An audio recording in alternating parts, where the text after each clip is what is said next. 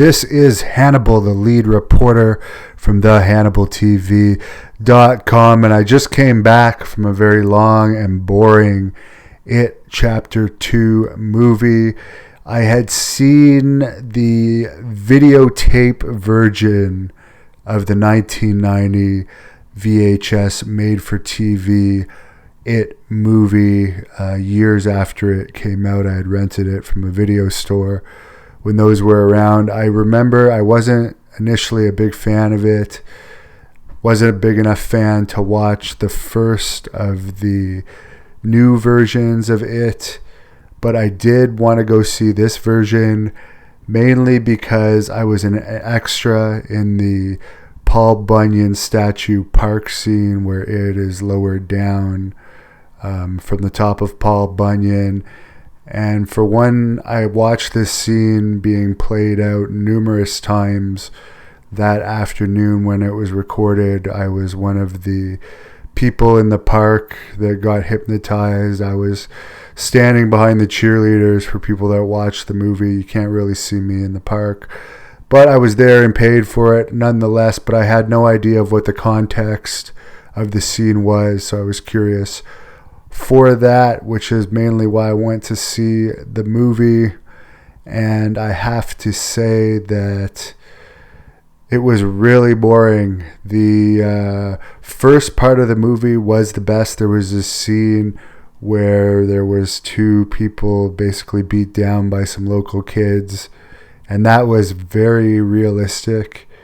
And there's another scene where one of the main characters, who was a female, was beaten by her husband, and that was another very realistic scene that was completely separate from like the computer animation and a lot of the goofiness from the rest of the movie.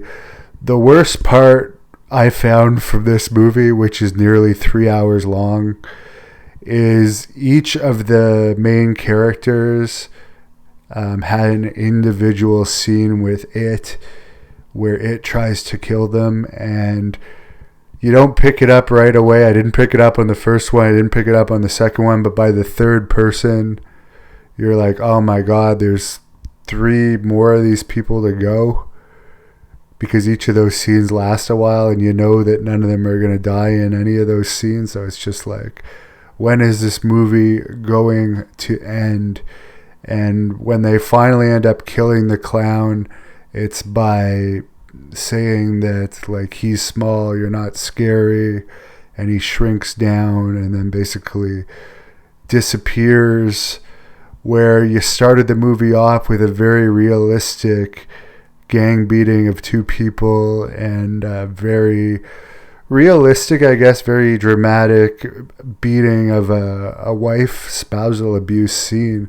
So to go from that to almost like a Disney style ending involving a lot of computer animation and really unrealistic looking stuff. I understand this is a monster movie, but to me it was just extremely boring. I'm glad I saw it because I would have wanted to know what the scene that I was an extra in was all about. I was curious for the past year that was recorded last August. They don't tell you the context of the scene because they don't want things leaking out. But other than that, I really greatly did not like the movie. If there's a third one, I will not be going to see it for sure. And finally, Stephen King did make an appearance in this movie as a shopkeeper. That was one of, I guess, the better scenes of the movie, I guess, the more enjoyable scenes, because it wasn't in it, and by the time I got to that point in the movie, I was already sick of seeing the clown. So yeah, I wouldn't recommend that movie to anyone that's not a huge fan of it and the whole It franchise, because I am a horror movie fan. I recently saw, I guess the most recent new horror movie I saw last year, I think I saw it around last October or November, was the latest remake of Halloween with Jamie Lee Curtis. I did not like that one as much as the original Halloween or the first of the Rob Zombie Halloweens, but I enjoyed that much, much better than this one. This one, I was just dying to get out of the theater, and I was bored out of my mind. The only reason I stayed until the end was because I'm doing these reviews, and I wanted to be able to give a fair review and include the ending in it. So if you're an It fan, go to see it. If not, really save yourself the 3 hours of your life.